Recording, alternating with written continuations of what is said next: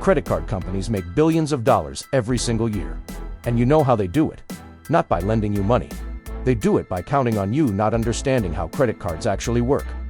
They're betting that you don't know about interest rates, credit limits, minimum payments, and all the psychological tricks designed to keep you spending.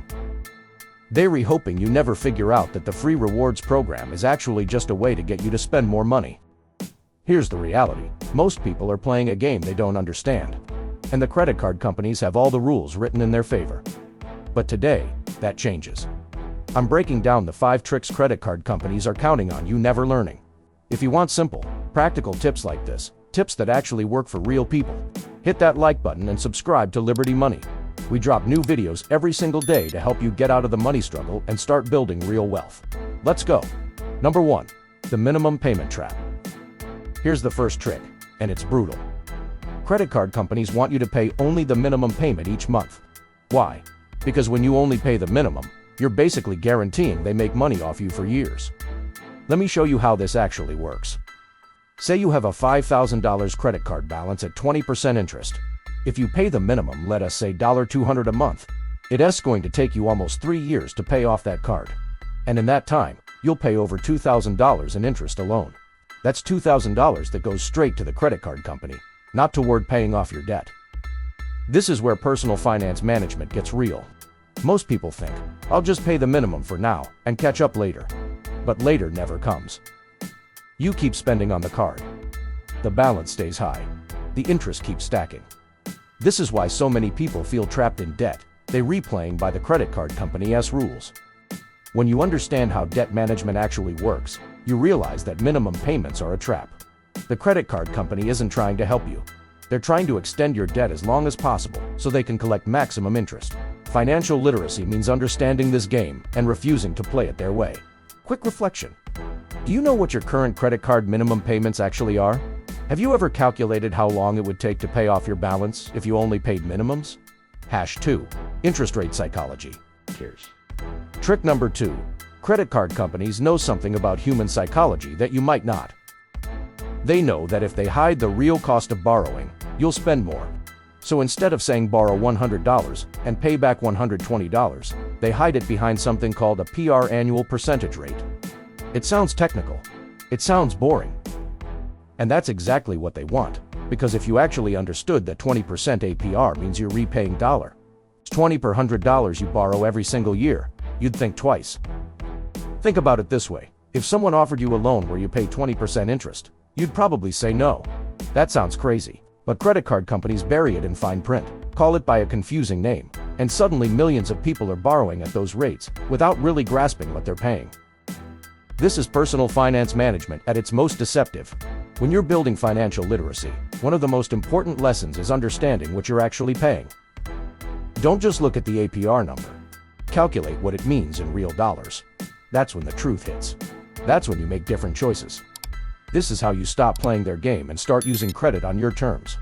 Quick reflection. What's the APR on your credit card? Now calculate if you had a $1,000 balance for a year. How much interest would you actually pay? #3. The rewards program illusion. Here comes trick number 3, and it's genius on their part. Rewards programs. They offer you 1% cashback, 2% on groceries, 5% on gas. It sounds amazing. It sounds like free money. But here's the trap. They know that rewards programs make you spend more. You're more likely to use a card that gives you rewards, even if you weren't planning to spend money. You tell yourself, I'll spend a little more because I'm getting rewards. And suddenly, your monthly spending is $500 higher than it used to be. Let's do the math.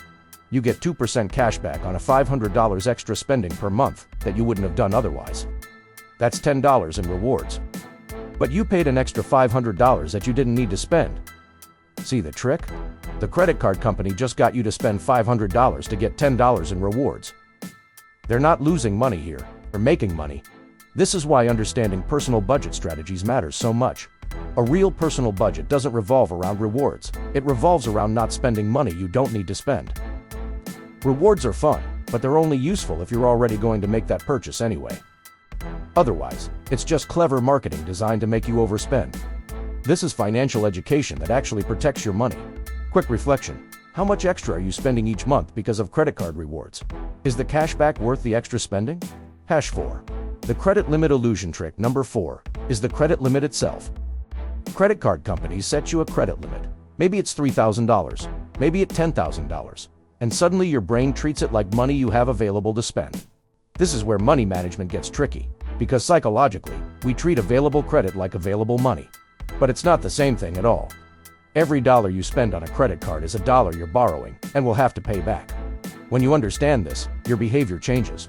You stop thinking of your credit limit as how much I can spend and start thinking of it as how much debt I could potentially create. This is a fundamental shift in how you approach personal finance management. Your budget should be based on what you actually earn, not on how much credit is available to you. This is the difference between financial literacy that keeps you safe and financial naivety that keeps you trapped in debt. Quick reflection. Do you ever think of your credit limit as money I have available? How would your spending change if you thought of it as debt I could create? #5. The minimum payment increase trap. Here's the final trick, and it's sneaky. Credit card companies occasionally raise your minimum payment requirement. Maybe it goes from $200 to $250. It seems small. It seems manageable. But here's what is really happening. They're retesting how much you can actually afford to pay. If you can pay $250, they know you probably can pay more. So maybe next time, it goes to $300. What most people don't realize is that you don't have to play along with this game. You can choose to pay way more than the minimum, and most credit card companies will let you. In fact, they'd rather you didn't. Because the faster you pay off your balance, the less interest they make. But when you're serious about personal finance management and debt management, you stop paying the minimum entirely. You create a personal budget that allows you to pay off your entire balance every single month. Or if you can't do that, you pay significantly more than the minimum. You take control.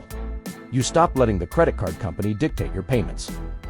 This is the moment financial literacy actually saves your life, when you realize you have more power than you think.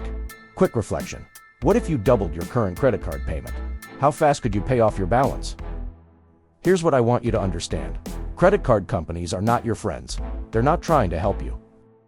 Their business is designed to make money off you, and they're very, very good at it. The tricks I just shared. These are the ways they do it. But now you know. Now you understand the game. The good news is that credit cards aren't evil. They're just tools. And like any tool, they can work for you or against you, depending on how you use them. If you pay off your balance every month, you get the benefits with no cost.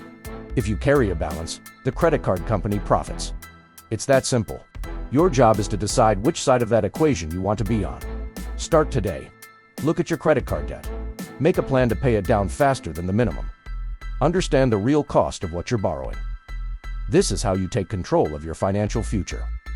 Drop a comment and tell me, what's the biggest credit card mistake you've made? Sometimes admitting it helps, and your story might help someone else avoid the same trap. And if this video opened your eyes to how credit card companies actually work, make sure you hit like and subscribe to Liberty Money. We're dropping new content every single day to help you build financial literacy, get out of debt, and build real wealth. Thanks for watching, and I'll see you in the next one.